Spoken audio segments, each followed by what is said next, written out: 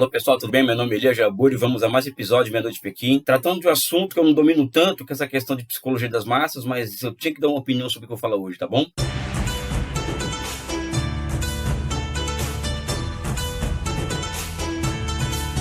Acho que vocês todos percebem, né? E tem uma pergunta que o Felipe Durante, que eu já repeti aqui algumas vezes, ele sempre fala: quantas notícias boas veio sobre a China a você nos últimos anos?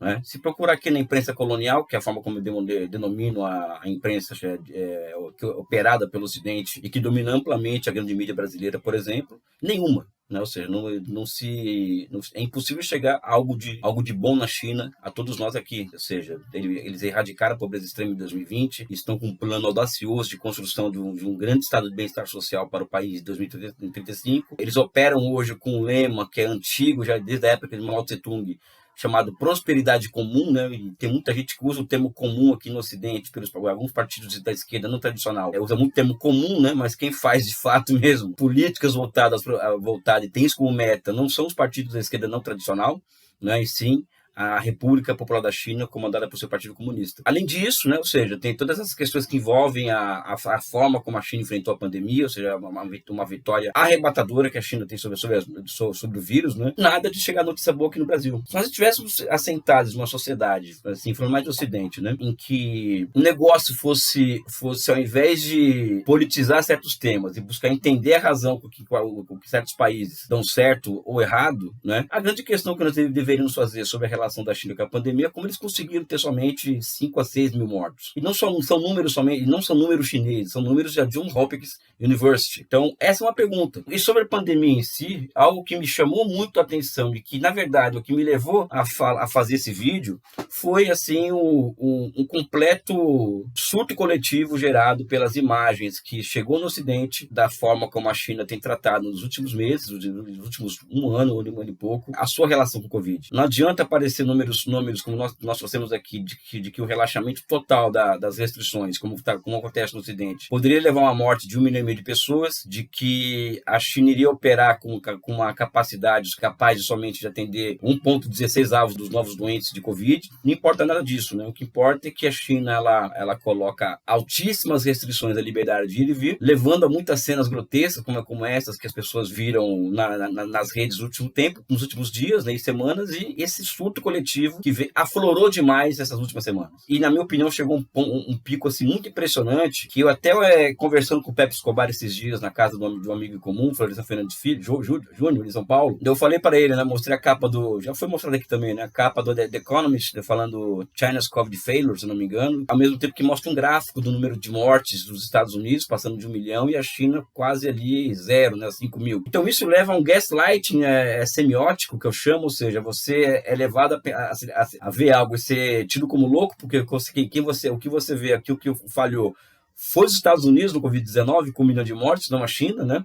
Então chegou-se a um ponto em que, eu não vou falar de anarcocapitalistas ou desse tipo de figura, né? Mas levou-se ao ponto em que as pessoas estão pouco se lixando para a vida e apelam para isso, para um discurso pró-liberdade individual, pró-liberdade disso, liberdade daquilo, quando, na verdade, os estados modernos, eles são formados, o próprio conceito de liberdade, ele tem uma relação direta com a construção de estado democrático de direito, seja socialista, seja capitalista, não vamos estar nesse mérito. Então, aqui no Ocidente, essa ordem está sendo invertida. Então, as pessoas, elas acham que elas podem ficar doentes de Covid, sair na rua livremente, passar a doença para outras pessoas, ou seja, o que podendo levar as pessoas à morte, e porque isso ela está expressando a sua liberdade individual em detrimento do coletivo. E é para isso que o Estado de Direito existe, em certa medida, o Estado democrático de direito, para mediar, entre outras coisas, o coletivo individual. E na China, o que está em construção há muito tempo, sob o meu ponto de vista, já falei sobre isso aqui também, em cima de opiniões do professor Evandro Carvalho, é um Estado de Direito, né, democrático de direito, com características chinesas, socialistas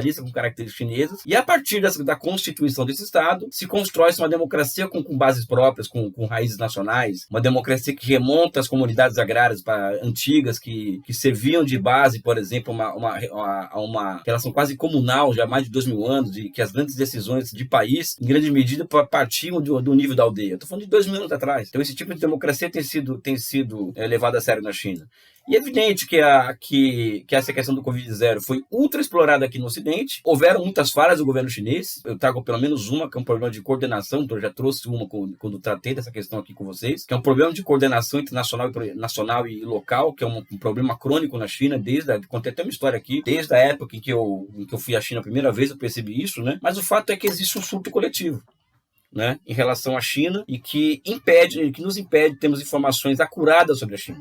Eu mesmo, por exemplo, eu sofro muito bullying nas redes por conta de eu ser supostamente um agente chinês, receber o Pix, ou seja, todas essas histórias que não tem o menor cabimento, até porque eu faço ciência sobre o socialismo e a China, no meu caso de estudo, né? Eu não sou obrigado a falar bem da China, ou mal da China. Apenas eu não vou fazer o discurso, por exemplo, que os liberais esperam que eu faça sobre a China. Até porque quando eu vejo um liberal falar sobre a China, chega a ser piada pronta, né? É algo que não dá nem para comentar, né? O que eles falam da China, por exemplo, né? Desde Mao Tse Tung até hoje, é algo que não tem comentários, né? E, em certa medida, a narrativa que tem sido ganha, para a qual muita gente tem sido ganha aqui no Ocidente, de uma ditadura implacável, cruel, etc, etc, etc, né? Então, acho que esse tema do gaslighting semiótico, do surto coletivo, eu creio que isso é algo que, além de tudo, para um país como o nosso, e Manuela Dávila comentou isso numa reunião conosco, né? Algo que faz muito mal, porque a China é o nosso maior parceiro comercial. A China é o nosso maior parceiro comercial e é da China que pode vir, por exemplo, possibilidades para um processo de reindustrialização do país. Não é somente o Brasil aderir à Belt and Road Initiative, não é isso que é o que vai fazer nós nos reindustrializarmos,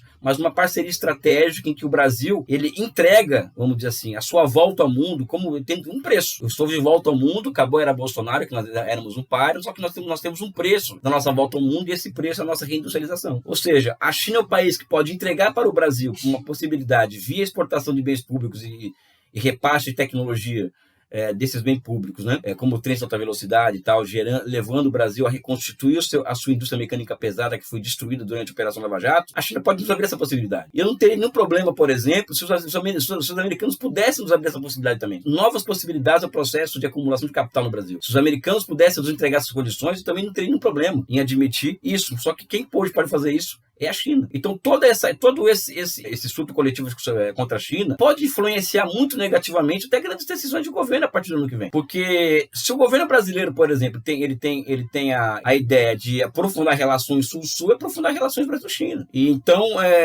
vai se vender no Brasil um discurso de que o Lula é comunista porque ele aprofundou as relações com a China. Por favor, né?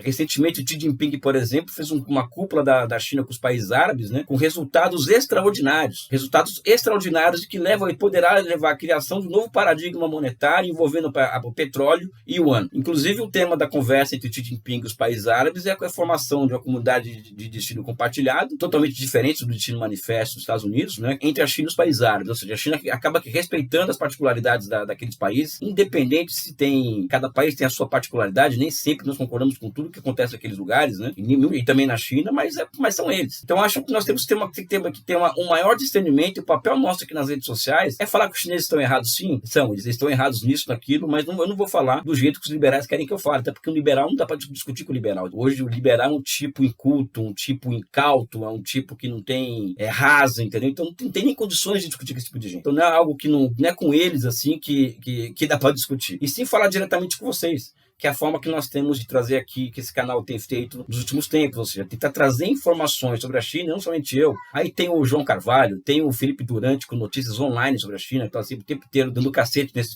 na desinformação, né? Então, basicamente é isso. Eu acho que nós não entramos nesse surto coletivo contra a China. Isso não significa, por exemplo, que diante de uma relação Brasil-China, em que nós vamos ter que priorizar o nosso preço, que para mim tem que ser o nosso processo de reindustrialização, nós não tenhamos que falar duro com os chineses também. Isso é amplamente favorável. Então, acho que existe um surto coletivo, um gaslighting coletivo, e que eu queria apresentar um pouquinho disso para vocês aqui, algo que está me incomodando. Eu não entendo de psicologia das massas. A ideia aqui não é apresentar teoria fast food, né? Mas o importante é que a gente passe essa mensagem para vocês, né? Para tomarmos cuidado com esse tipo de coisa, né? Eu vou ficar por aqui com um forte abraço e um beijo no coração de vocês.